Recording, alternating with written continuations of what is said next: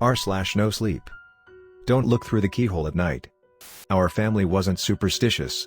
We didn't avoid black cats or throw salt over our shoulders. But when it came to the old door in the basement, there were rules. My grandmother made it clear the day we moved in. Never look through the keyhole at night. She wouldn't elaborate, no matter how much we begged. It became a weird little family tradition to treat the basement door as a piece of furniture, ignored and forgotten. Life went on, and like most kids, I grew curious. The house itself was a creaky Victorian monstrosity we'd inherited from a distant relative. The basement door sat at the end of a narrow hallway, its surface splintered and cracked, as if someone had clawed at it. There was no lock, just a tarnished brass keyhole that seemed to stare back at you. I was 13 when I broke the rule. It started as a dare from my older brother, Ryan. We were staying up late playing video games, eating junk food, and seeing who could come up with the most absurd bets. At some point, Ryan turned to me with a smirk. "Bet you won't look through the keyhole." I laughed, but something about the idea made my skin crawl. "No way," I said, shaking my head. "Grandma said not to. She also said we couldn't eat in the living room, but here we are," Ryan teased, tossing a chip in his mouth. "What are you, scared?" That did it. I hated being called scared. Before I could think it through, I grabbed the flashlight from the kitchen drawer and headed toward the basement. Ryan followed close behind, grinning like he'd already won. The hallway was colder than the rest of the house. It always was. The closer I got to the door, the more my stomach churned. The flashlight beam flickered as I crouched down, my face inches from the keyhole. "See anything?" Ryan asked, trying to sound casual, but his voice wavered. I peered through. At first, I saw nothing but darkness. Then, slowly, a faint red glow emerged, like the embers of a dying fire. As my eyes adjusted, I saw something else. A figure. Tall, impossibly thin, and swaying slightly as if it were being pulled by an invisible current. Its head was cocked to one side, and its skin looked stretched and pale, almost translucent. I should have pulled back. I should have run. But I stayed, transfixed. The figure moved closer, its face coming into focus. Empty black sockets stared back at me. Suddenly, it stopped. Its head snapped upright, and I swear it smiled. Not with its mouth, its lips were stitched shut, but with its entire presence, as if it knew I was watching. Then, it spoke. A deep, guttural voice rasped through the crack in the door. "I see you." I screamed, stumbling backward into Ryan. He caught me, his own eyes wide with fear. "What the hell?" he whispered. "Something's in there," I gasped, pointing at the door. Ryan didn't hesitate. He grabbed the doorknob and yanked.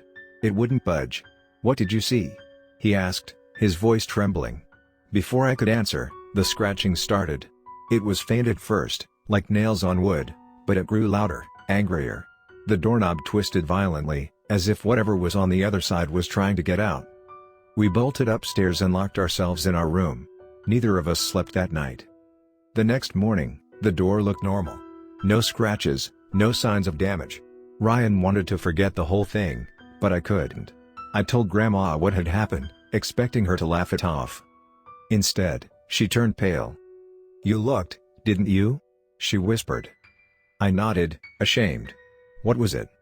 Her voice trembled as she spoke. "The man in the red room. He lives in the cracks, in the spaces between things. If you look at him, he looks back." "What does he want?" I asked, my chest tightening. "To get out." That night, I locked my bedroom door and covered every keyhole with tape. But it didn't matter. I heard him anyway. Scratching. Whispering. And then, the faintest laugh. I thought I was safe as long as I stayed upstairs.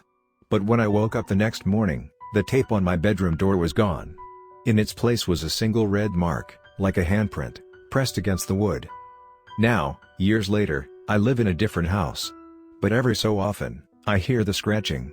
And when I pass by a keyhole, I can feel him watching, waiting.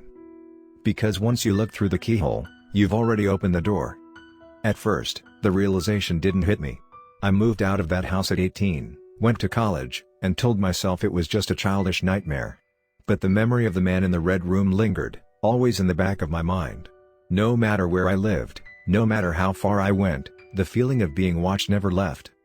The first real incident happened when I was 24. I had just moved into my first apartment, a cozy studio on the third floor of a quiet building, The place was nothing special, old plumbing, creaky floors, but it was mine. One night, I stayed up late working on a presentation for my job. The apartment was dead silent except for the hum of my laptop. Then I heard it. Tap. Tap. Tap. It came from the front door.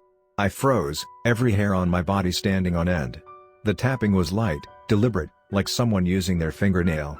I told myself it was probably just a neighbor, someone who had the wrong apartment. But when I approached the door, the air grew cold, unnaturally so.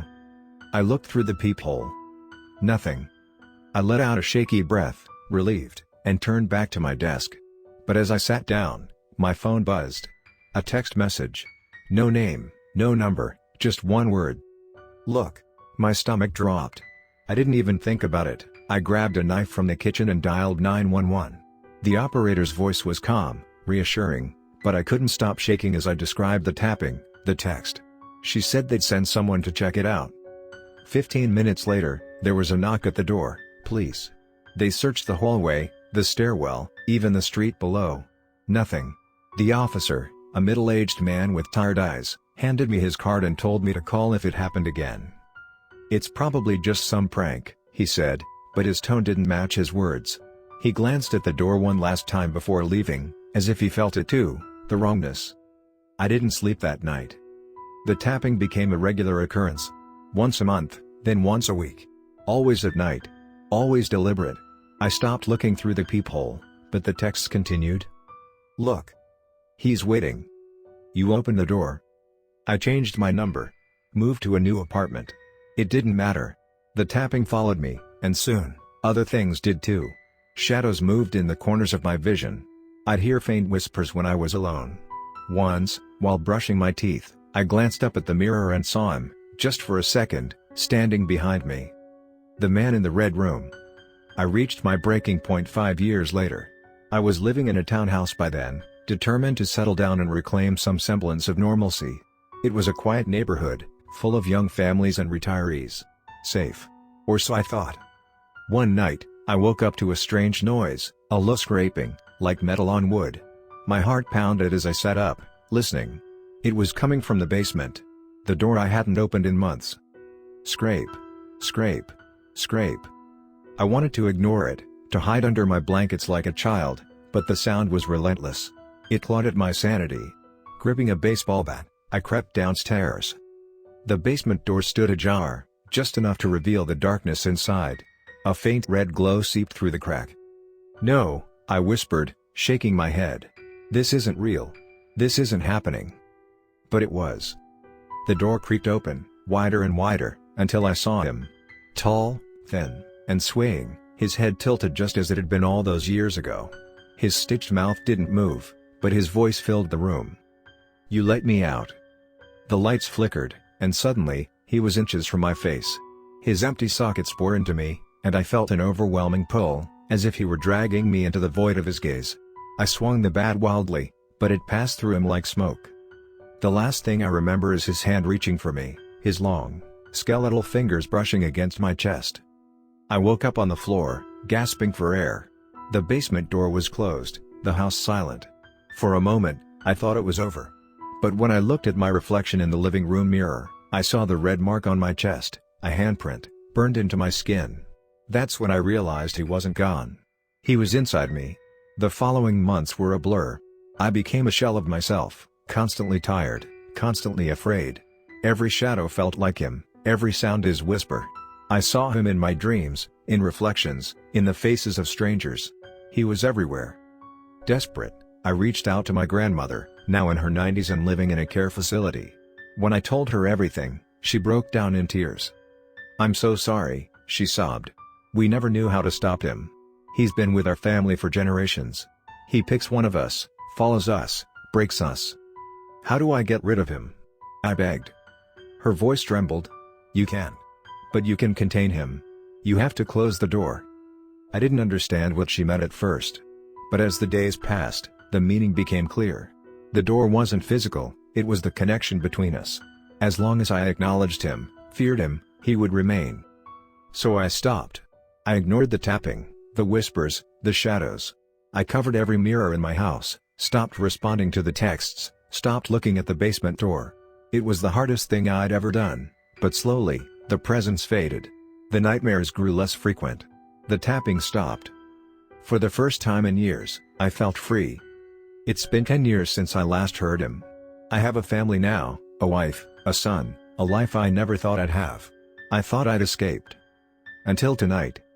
I was tucking my son into bed when he looked up at me, his wide eyes filled with fear. "Daddy," he whispered. "There's a man in the basement. He says you let him out." My blood ran cold. I kissed my son goodnight, told him to stay in his room, and locked the door. Now, as I sit here in the dark, I hear it again. Tap. Tap. Tap. The door is open. And this time, I don't think I can close it. Because once you look through the keyhole, he never really leaves.